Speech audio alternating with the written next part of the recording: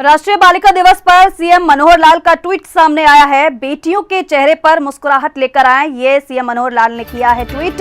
और समानता का दिलाकर अधिकार, उन्हें सशक्त बनाएं, ये ट्वीट उन्होंने किया है। उसमें लिखा है, हम बेटियों को सशक्त बनाकर बेहतर समाज का निर्माण करें।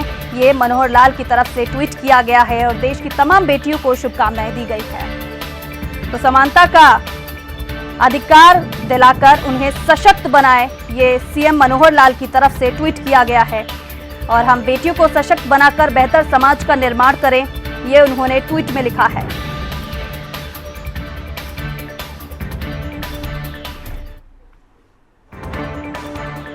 तो ये ट्वीट आपको दिखा रहे हैं, सीएम मनोहर लाल ने ये ट्वीट किया है। और साथ ही राष्ट्रीय बालिका दिवस पर बेटियों को शुभकामनाएं दी हैं और लिखा है कि बेटियों के चेहरे पर मुस्कुराहट लेकर आएं, उन्हें सशक्त बनाएं।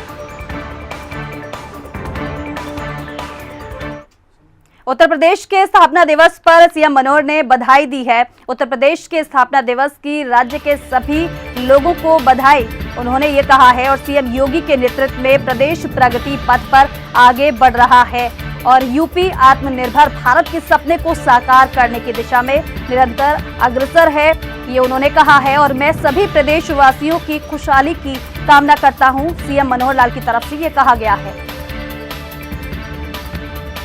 तो यूपी आज 71वां स्थापना दिवस मना रहा है और इसी के चलते सीएम मनोहर लाल ने ये ट्वीट किया है, मुख्यमंत्री योगी आदित्यनाथ को शुभकामनाएं दी हैं। तो ये ट्वीट आपको दिखा रहे हैं मनोहर लाल का, उन्होंने ट्वीट किया है और यूपी वासियों को शुभकामनाएं भी दी गई है।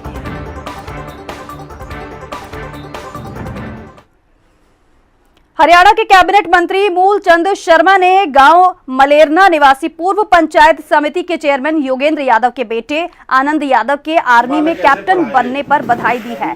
मंत्री ने कहा कि आज युवाओं को पढ़ लिखकर अपने जीवन को संवारने के लिए मेहनत करनी चाहिए ताकि भविष्य में वो अपने माता पिता और देश प्रदेश का नाम ऊंचा कर सके। आपको बता दें कि कैप्टन आनंद अपने परिवार के साथ आज हरियाणा के परिवहन एवं खनन मंत्री मूलचंद शर्मा से आशीर्वाद लेने सेक्टर 8 कार्यालय पर पहुंचे। इस मौके पर परिवहन मंत्री ने कैप्टन परिवार को बधाई दी और उनके सुखमय भविष्य की कामना भी की।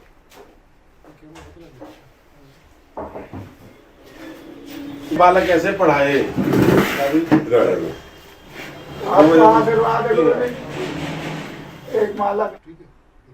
गुरुग्राम बादशाहपुर के विधायक राकेश दौलताबाद ने प्रेस वार्ता कर भ्रष्टाचार की पोल खोलते हुए कहा कि भ्रष्टाचार विरोधी कानून संशोधन को विधानसभा में उठाएंगे।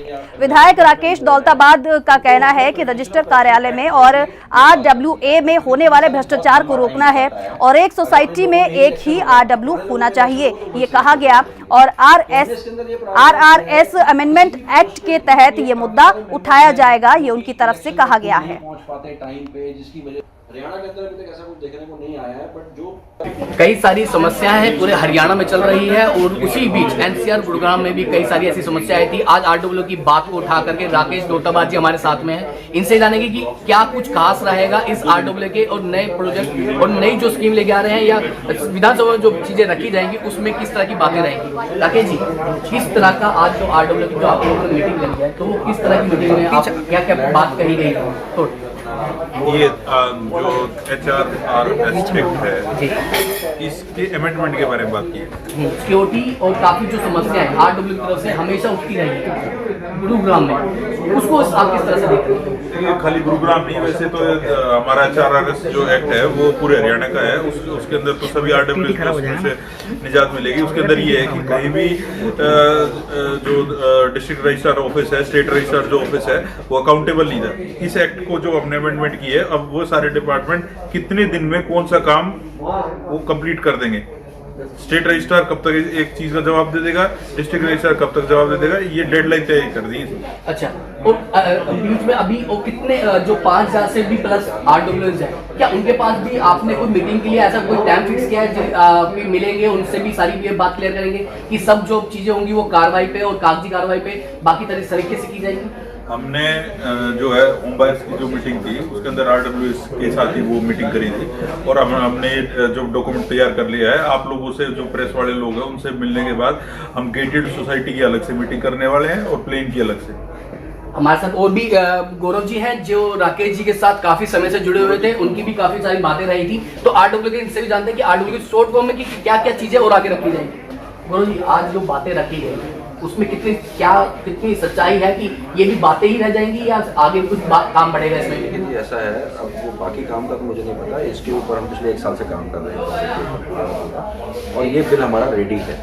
ये बिल चंडीगढ़ में अलग अलग विभाग के अधिकारियों से डिस्कस हो चुका है और ये बिल आज रखने का मकसद ही ये है कि काफ़ी जो बिल्स रखे जाते हैं वो पास होने के बाद रखे जाते हैं कि बिल पास हो गया है।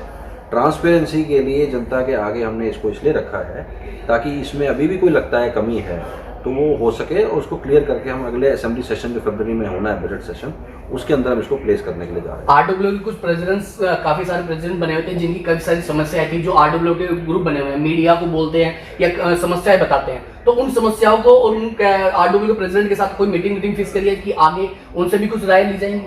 देखिए, ये मीटिंग ऑलरेडी कर चुके हैं। हमने ये जो प्रक्रिया है शुरू करी थी जून या जुलाई में काम कर रहे हैं। एक मुद्दे के ऊपर अलग अलग RWS से डिस्कस करके, उनके प्रेसिडेंट से डिस्कस करके, लोगों से डिस्कस करके, डिस्ट्रिक्ट रजिस्ट्रार ऑफिस में जो कंप्लेंट्स पड़ी हुई हैं उनको सारा देखते हुए ही इसके अंदर प्रावधान किया गया है पूरा का पूरा।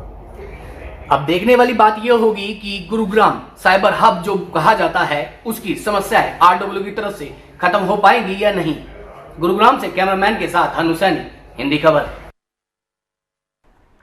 फरीदाबाद में तिगांव के विधायक राजेश नागर ने बहादुरपुर में करीब 70 लाख के विकास कार्यों का उद्घाटन किया और इस दौरान विधायक ने किसान आंदोलन को लेकर कहा कि विपक्ष किसान भाइयों को गुमराह कर रहा है।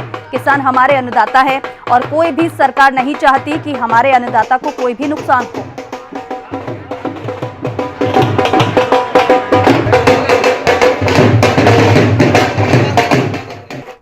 26 जनवरी को लेकर झज्जर पुलिस अलर्ट हो गई है। झज्जर पुलिस के सामने फिलहाल दोहरी चुनौती है। एक तरफ जहां किसान आंदोलन को लेकर पुलिस अपनी नजर बनाए हुए है, तो वहीं बाहरी लोगों की भी जिले में एंट्री पर पैनी नजर है। हर परिस्थिति से निपटने के लिए पुलिस ने जिले में नाकेबंदी कर दी है और इसके अलावा हर चौक चौराहे पर भी नजर बनाए हुए है। साथ ही पुलिस बाहर से आने जाने वाले वाहनों की भी बारीकी से जांच कर रही है। वहीं पुलिस का दावा है कि जिले के लोगों की सुरक्षा के लिए हर संभव प्रयास किया जा रहा है। चलाने का टाइम बताऊं मैं यहाँ पहुँचने का नोट। देश के 72वें गणतंत्र दिवस के अवसर पर जिला स्तरीय गणतंत्र दिवस समारोह जहां आराबाग स्टेडियम में देशभक्ति से ओतप्रोत माहौल में गरिमामय ढंग से मनाया जाएगा और शनिवार को समारोह स्थल पर गणतंत्र दिवस समारोह की फाइनल रिहर्सल हुई। उपायुक्त जितेंद्र कुमार ने गणतंत्र दिवस समारोह की हुई फाइनल रिहर्सल में राष्ट्रीय ध्वजारोहण किया और रिहर्सल परेड का निरीक्षण भी किया और परेड के मार्च पोस्ट भी संभाली गई। और वही गणतंत्र दिवस समारोह की फाइनल रिहर्सल में स्कूली विद्यार्थियों ने सामाजिक संदेश के साथ देशभक्ति सांस्कृतिक कार्यक्रमों की प्रस्तुति देते हुए 26 जनवरी को होने वाले कार्यक्रम को अंतिम रूप दे दिया।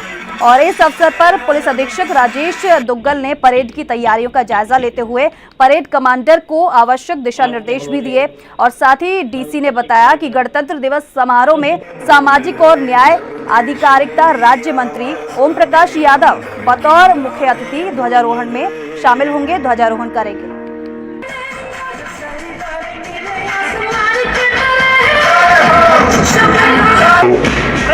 सल्यूट करते हैं और आदेशित रहने को